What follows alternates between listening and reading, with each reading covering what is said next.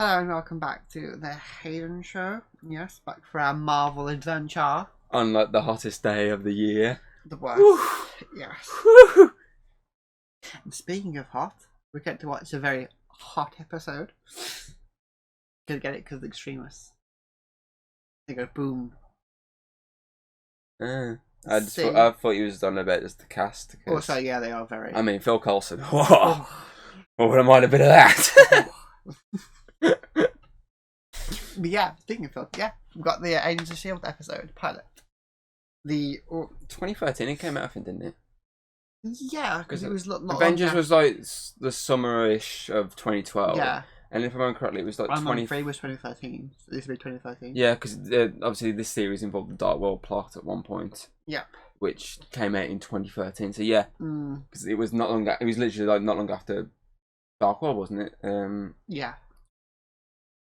But that plot came out because I think Dark World was in November, so the plot was not long after. This was the October, because I remember exactly what I was doing at this point. This came out the same day over here as the fucking last ever IT Crate episode. Was it? They both aired back to back. I was there with Nans because it was one of our days when we go to Blackpool on a Saturday at that point, and I remember watching both on an evening back to back. And why are you dancing? Because it's a good series. Now you gotta dance to celebrate. Not really. Yeah, You're just being weird and just being weird. It. But yeah, I remember exactly where I was when this fucking first aired over here. Stop dancing! You're putting me off. You're putting me off here. Oh. But what would you say you liked about this series? Well, you're aiming it at me. This is your show. I know, but I want firstly my show. No, I mean it's your show to review it. I don't have to review. I'll give you a few points here and there that I like. My show though, so go on, do it. Yeah. I don't really concentrate during these because I don't have to. It's my one time of watching a review I can put my feet up and just do nothing. Yeah, well, just like Fitz and Simmons, we're gonna argue about this until you do it. Go on. Fuck it. It's a bit different. A lot of these superhero shows focus heavily on like a superhero. Yeah. DC went with Arrow and Flash, their early ones. Obviously, even like Supergirl and that. Smallville was a big thing with DC. I mean, the Gotham, Marvel at this point hadn't really. Obviously,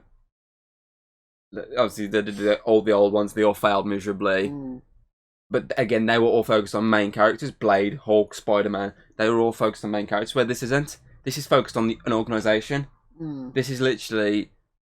Yes, there is characters appearing from actual mainstream movies involving big names like heroes for Iron Man, yada yada.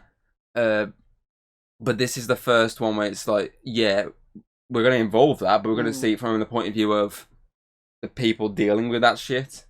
The people obviously dealing with recruiting the heroes, the cleaning up after the heroes. So that's what I kind of like. It's a bit different. It's not your generic superhero show. It's focused on basically just the backlash and the aftermath of the films. Yeah. And seeing it from point of views of characters that you're not usually seeing. Yeah, that's what I like it for, the fact that it's connected.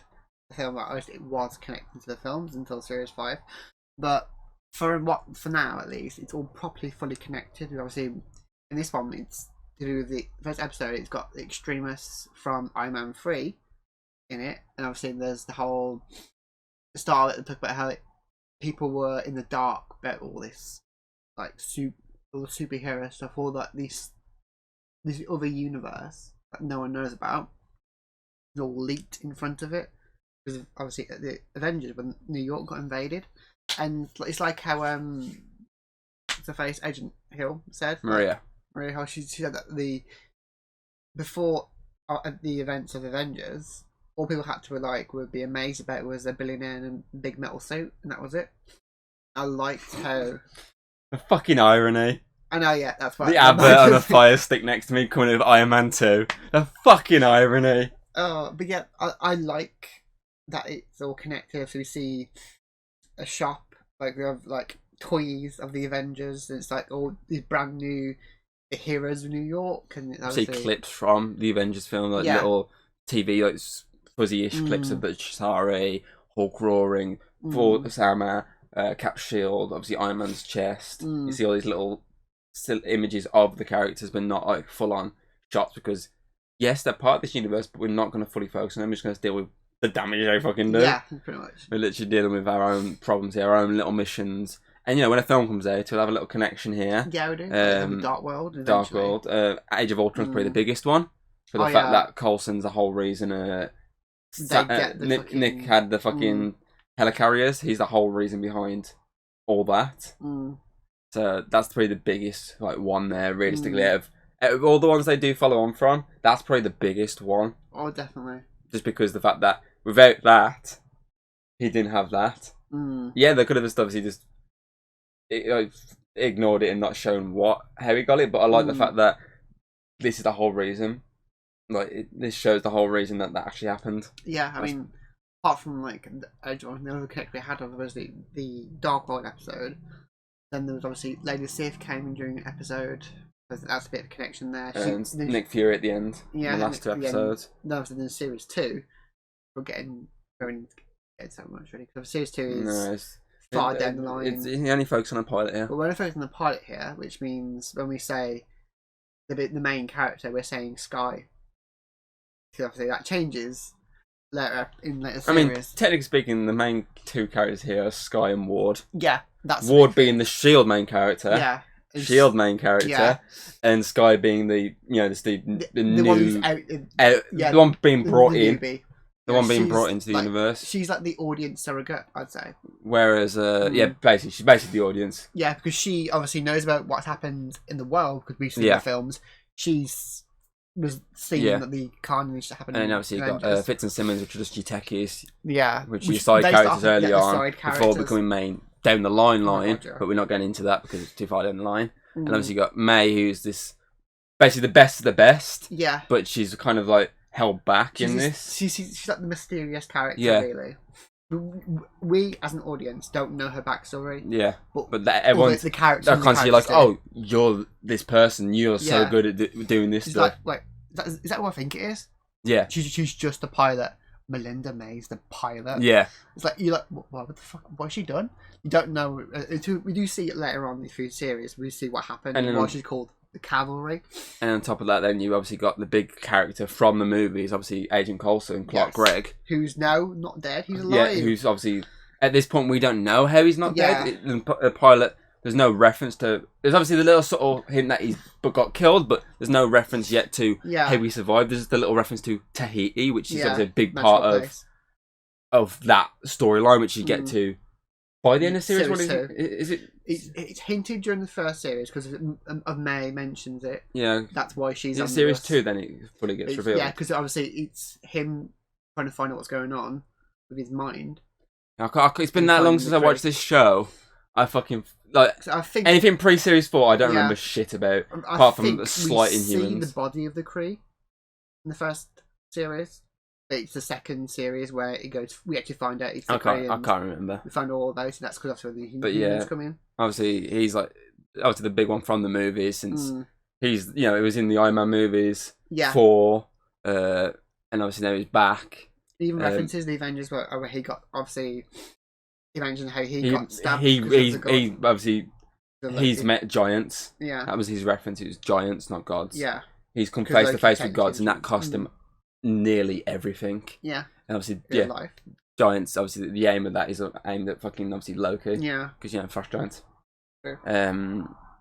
But yeah, obviously he's mysteriously back, and as I say, it's not fully shown why he's back. It's just shown that he's back, and obviously he's the leader of it. He's putting together a new. Basically, his own Avengers, just without the superhero side of it. So he's basically he's basically obviously got Ward, the best of the best right now. Considered the smartest. Yeah, and then obviously May, the pilot. The pilot. He's totally not using her just in case shit goes down. He's the best pilot we've got. He's got Daisy, who's the ears to the ground, the one on the streets who. Sky. Sorry, Sky. She's Sky until the end of until the series 3. You're the one that's like, I've got to say a name, right? And there's me going, so Daisy, fuck!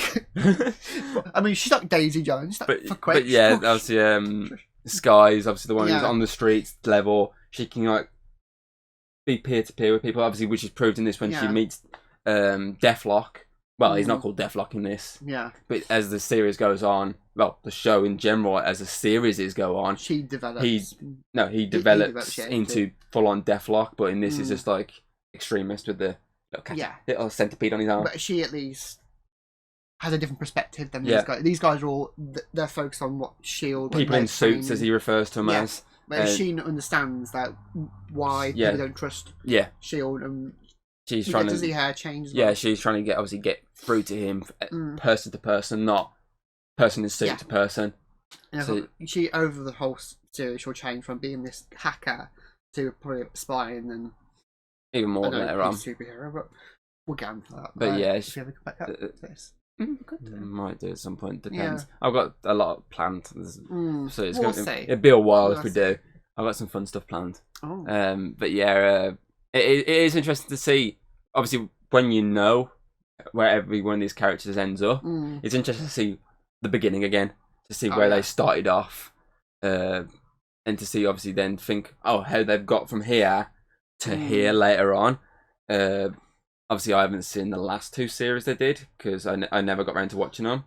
Same, fair. I only watched up to the point of canon. The end. That was the last. That was the last series I watched. Was when it was canon. I think I was halfway through series 6, and then it was first airing, and then I forgot to catch up on it, and it's just gone. Yeah, I only watched up to series 5 when it was canon. Yeah, and I basically skipped the non-canon stuff. So it's not a big deal. Obviously, I'm gonna watch it eventually. So I didn't know it was non-canon until I was watching it because I was like, "Why is no reference to Thanos now?" They literally said in series 5, Thanos is coming, and they don't reference it ever again. Too far into series 5. They need to be on series 1. But yeah, series 1. But yeah, good pilot. Good way to start off this show. It really does hook you and up. You can see why then ABC they utilised ABC a lot for their shows. Like, okay, we've got the groundwork here done. Agent Carter can come next. Obviously, the attempted Inhumans. Yeah. But then this is kind of the starting point for a lot of shows going forward. Like the success of how this did early on. Obviously, then without it, maybe a lot of shows probably wouldn't have happened because they wouldn't have risked. Oh, superheroes don't really work well on TV. Yeah, Inhumans are proof for that, but that was because that was mainstream. That wasn't like your basic side sort of teams because Inhumans are a big fucking storyline basically. But obviously stuff like Runaways, Cloak and Dagger, The Gifted, those aren't big like mainstream characters. They are obviously quite well known in some cases, but they're not like, oh, they should be getting their own fucking movie right now. They are ones that you look at and go, yeah, they could get a movie, but they are going to work. Street level heroes. They are going to work better as their own show, which is the same goes for the Daredevil, Jessica Jones, Luke Cage, Iron Fist. Punisher works both ways personally because I enjoy both live action movies and the TV show, so he works both ways. But like the street level, the non-massive like characters, like yes, Luke Cage, Daredevil, and that are big characters, but they're not really as big as like Iron Man, Thor. Like, so they can work as films, but they work better as their own like TV show, character-driven TV show as well. Which is where this is a starting point, really, because this is the proof that it works.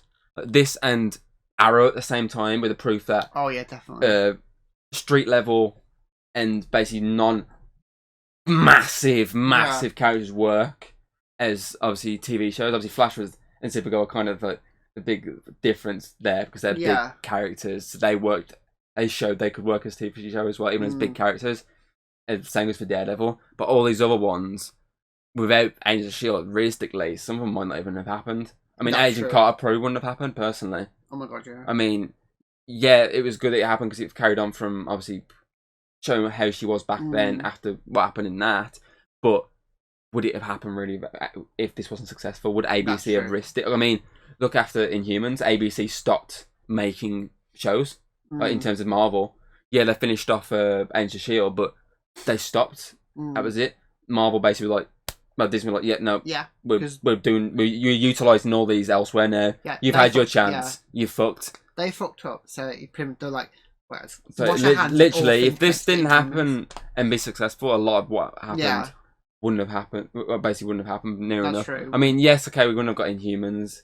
Then we wouldn't have got all the good shows that we like. Yeah, and we wouldn't have got comic accurate Black Bolt in That's true. elsewhere. So yeah, this is like a proof.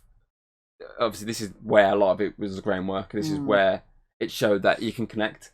Like even subtle hints. I mean, the Netflix universe, they only have subtle hints to the MCU, which is like this. Yes, there's a couple of episodes where they have big hints to the MCU. Oh yeah. But they only use subtle hints, just like those, and that they probably got that from this. Definitely.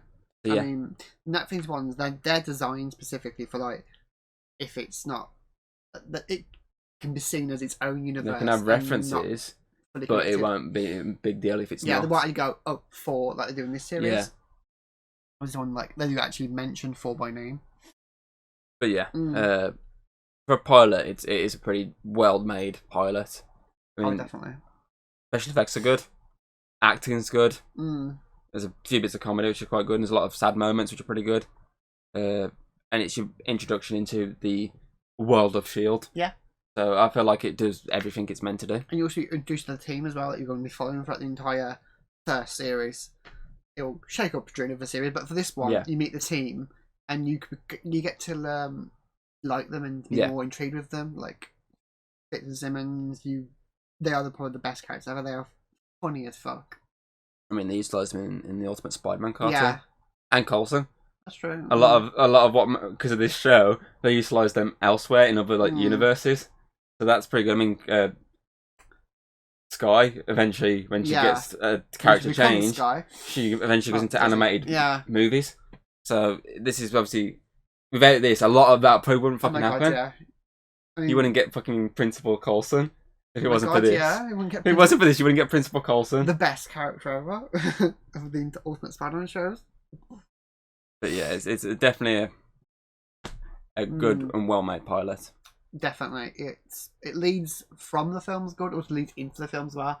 It adds that little bit of information that you'd be like, how'd they get the helicarrier from? Well, watch episode here in series 2.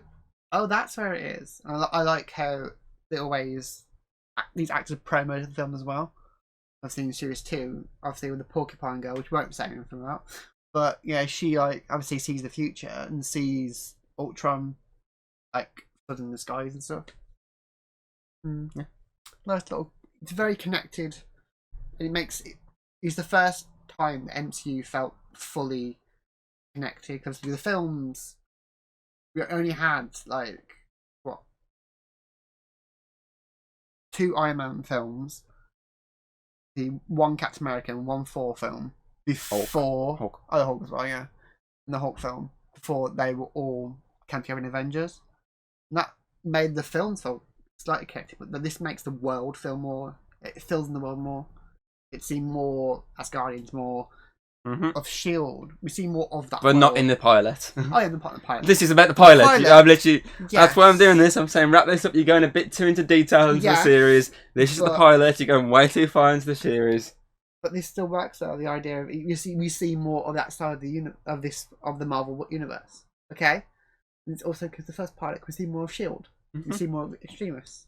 Okay then. Yeah. Happy now. Yeah, that's what I'm doing. That's my wrapping up. Wrap it up then. Whenever you see me doing that, that means wrap it up. Stop it. What? Stop it. Wrap it up. You're the one wrapping it up. You're distracting me. You're the rating. I'm not distracting you. You are now. But yes, ratings now then. Okay. I show me my ratings because I want to know. I don't do it properly. No. I haven't got my phone over here. I realise I'm going off memory here. I think it was 79. Yeah. And 50. Okay.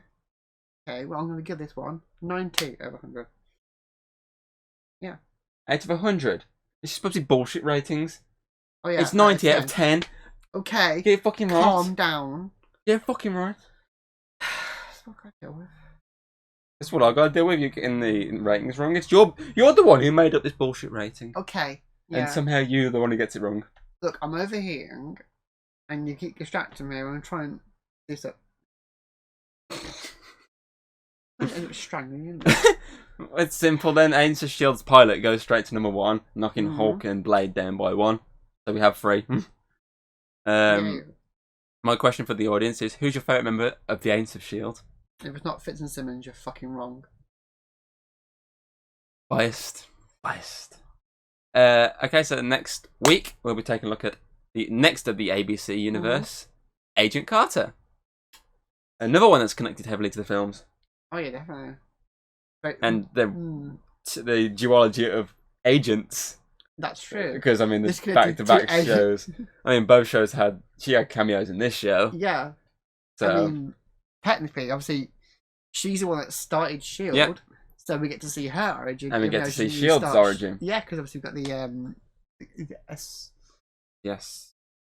I don't know. We'll get to it in the next SSO. episode. With the next episode. Okay.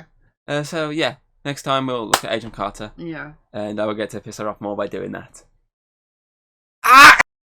If you like what you've seen, don't be afraid to throw us a little like and subscribe. That's always very appreciated over here. And well, I'll see you on the next video.